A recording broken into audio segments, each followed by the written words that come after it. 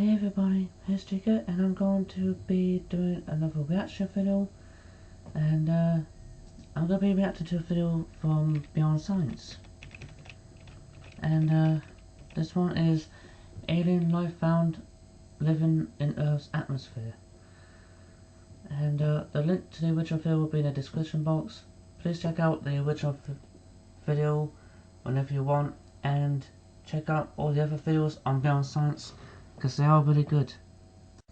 And without further ado, here we go! Mankind has been asking the question of whether there is life outside of Earth ever since, well, time immemorial. Ancient mythologies are rich and fascinating stories about superior beings from distant worlds or neighboring dimensions that once visited or even ruled over the realm of mortal men. Artifacts and archaeological sites serve as tangible evidence of different civilizations' fixation with different realms of existence and out-of-this-world creatures. This obsession with speculating life outside of Earth has really only grown stronger now we live in the modern age of information, and with our exponential advancements in science and technology, the pursuit of finding the answer to this mystery has become, I would say, more aggressive and purpose-driven than ever before. Even NASA scientists have declared that discovering life beyond planet Earth could happen in the next decade or so. Basically, it's no longer just a possibility, it's more of an inevitability. And though we're already studying the viability of life on other planets within our solar system and the rest of the galaxy, we may not need to look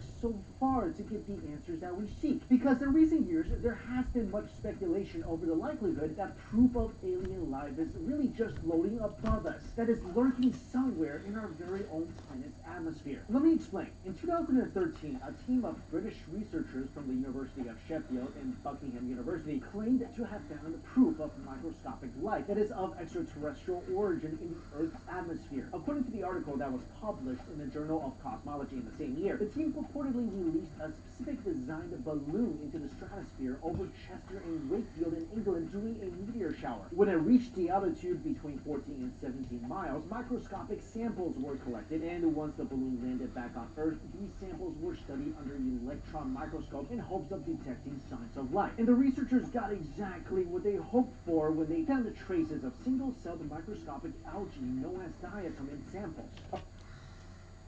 Okay, so apparently... Okay, so wait a minute. A university here in the UK done an experiment to see if they can gather ET related molecules, and somehow managed to get some during a meteor shower. Well, that's one way how to try and get some evidence.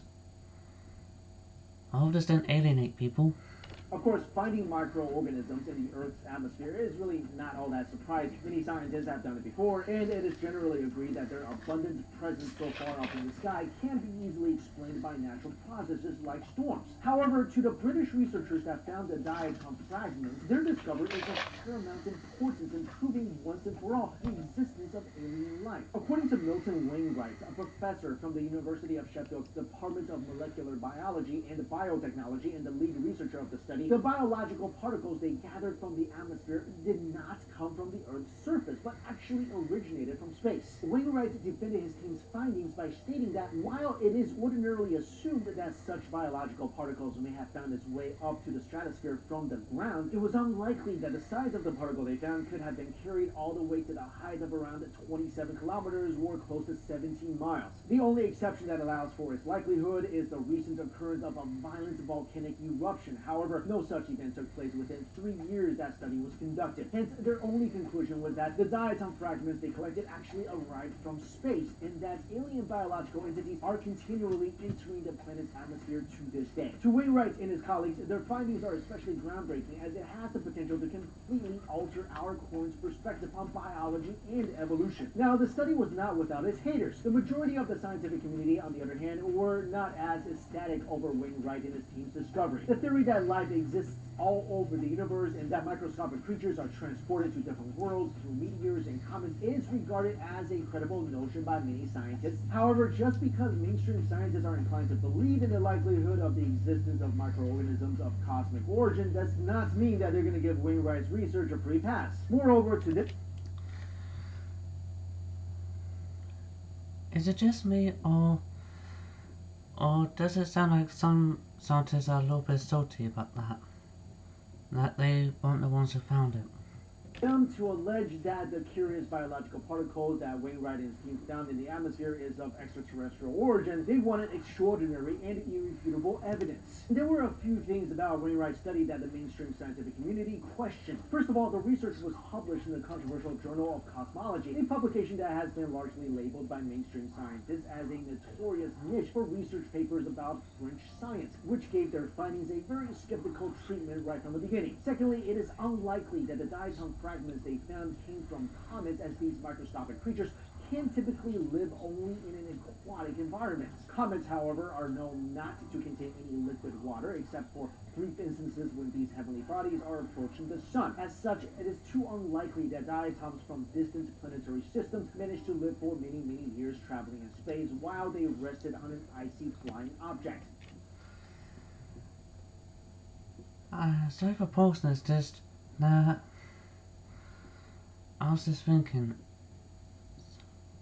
if somebody's if if there's alien life found, without alien life found living in Earth's atmosphere, what if some of those, what if like, what if some of those alien life crashed, not only crashed down on Earth, but was frozen in ice in either the North Pole or the South Pole?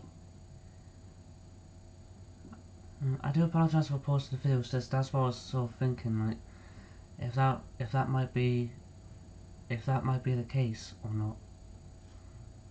Also, diatoms are generally believed to have first developed sometime in the beginning of the Mesozoic era, which is relatively late in terms of the evolution of life on Earth. This means that diatoms are in some ways advanced life forms, as they started to exist 3 billion years after life is estimated to have begun on this planet. Hence, if we were to find an extraterrestrial microorganism of alien origin in the atmosphere, we should expect them to be intrinsically different from all the known organisms that lived on our planet. For example, Wainwright and his team could have attempted to prove that the diatom fragments contained amino acids that are completely different from the type of amino acids found in the diatoms on Earth. And had they shown evidence that the samples they found did not share Earth's fundamental biochemistry, they may have convinced more scientists to back their claim. But here's the thing, Wainwright and his colleagues are not the only ones to assert that they have found the biological particles that supposedly prove the existence of life outside of Earth.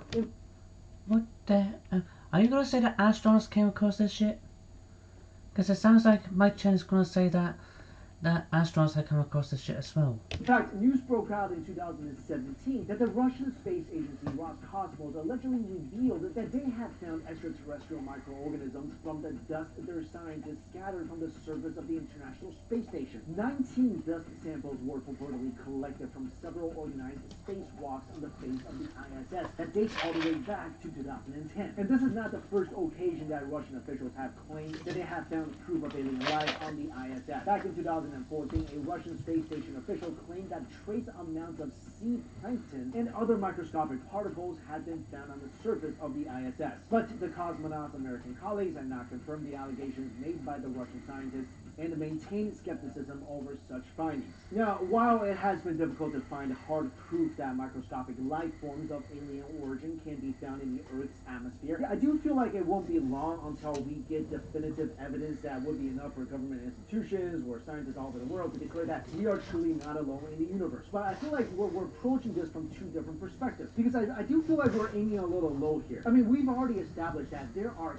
countless galaxies, and the universe may just be infinitely huge. And there are some people who believe that we are the only intelligent life form in the universe, which I feel like is just complete nonsense. But to think that we are the only living organism in the entire universe, that's pretty egotistical and just downright stupid. So yeah, I think it's great that we are gathering evidence. We're out there looking for microorganisms of alien origin. And while discovering an alien microorganism, that is crazy exciting news. I will be very excited for that day. Excited and terrified, because you bring that thing here, we don't know what's going to happen. But maybe we should take that next step. You know, go ahead. Let's try to make first contact here, which I personally believe ultimately will happen. And I just hope when it does, then it'd be more Star Trek and less War of the Worlds. All right, guys. Thank you all so much for watching. Happy holidays. I'll see you later.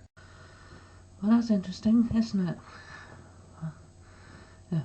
Honestly, I really do hope that there's life on other planets, because honestly, honestly, I do believe it is possible for there to be life on other planets because logically, like thinking about it from a logical point of view, it does make sense that there be life on other planets because if it's possible for life to exist on Earth, then it's possible that the same thing could apply to other planets as well.